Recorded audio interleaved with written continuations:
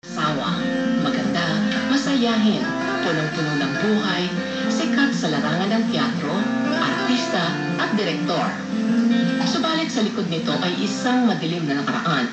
Sa rurok ng kanyang tagumpay ay tila nagpapalit ng damit si Enchang kung magpalit ng asawa. I did jump from husband to husband. Husband, relationship, the husband, relationship.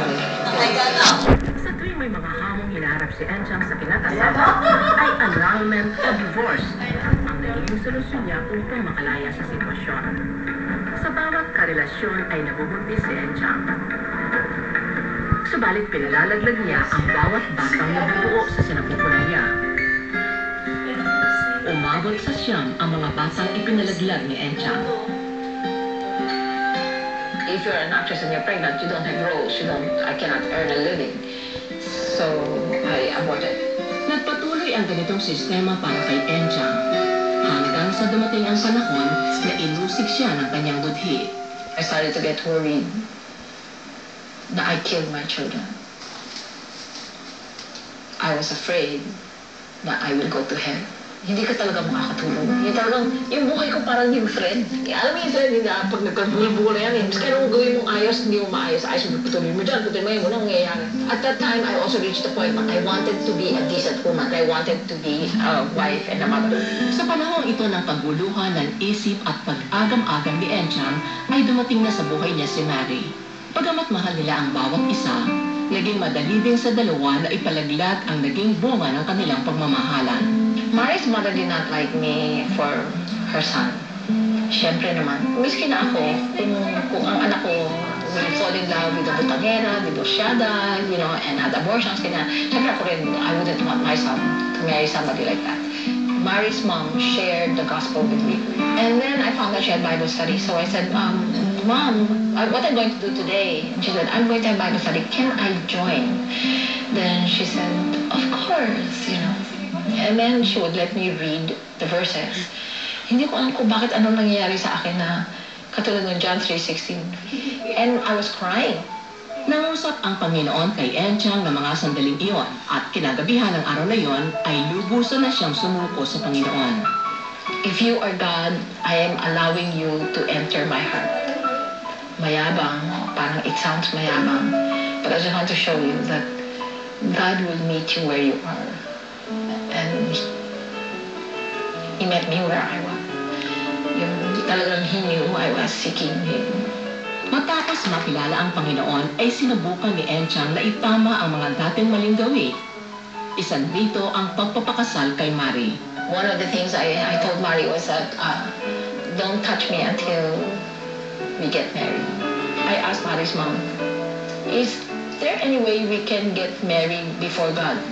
And then she started to praise the Lord. She started to go, that is the Christmas gift I was asking the Lord. That one of you would come to me, that you would get married.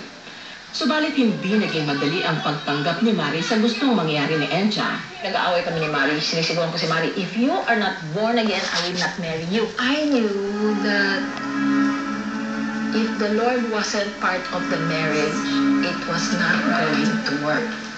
Pagod na ako sa all the relationship na hindi nag-work. Dumating ang araw ng kasal ni Enchang at Mary. At dito ay sinimulan ni Enchang ang kanyang umaga sa isang panalangin. I was saying, God, we're about to get married and he's not born again yet. When we got to the place to get married, sabi nga nung pastor, tinawag kami, I have to talk to you. Are you born again? Sabi ko, he's not. So, she shared the gospel kay Mary. And he accepted. He said a prayer.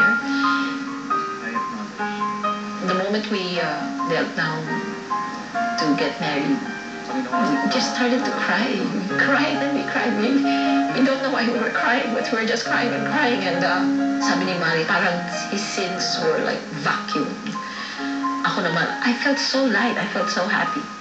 Napagdesisyonan ni Mary at Enchang na sumailalim sa isang marriage counseling upang mas lalo mapagtibay ang pagsasamahan. Lahat ay tila nasa ayos na sa buhay ni Enchang. Subalit mayroon pang isang bahagi ng kanyang nakaraan ang kailangan pa niyang matuldukan. I knelt down again and I said, paano po yung mga anak na pinatay ko? And the Lord showed me na He has forgiven me. I really felt the forgiveness ba na I wanted to go out the street and shout. Actually, I was shouting. I had to cover kasi it was 3 o'clock in the morning and Mari was sleeping. I had to cover my mouth kasi talagang ang saya-saya ko. Talagang thank you, you know. Even now, kahit na I know I'm forgiven, I kind of miss na I had other children. Ngayon ay lubusan ng binago ng Panginoon si Enchang. Siya at ang kanyang asawang si Mari ay nagsisilbing gabay sa mga kabataan at maging sa mga bagong kasal. Dati nahiya ako. Ngayon, hindi na ako nahiya. I mean, I can walk tall. I know I'm forgiven.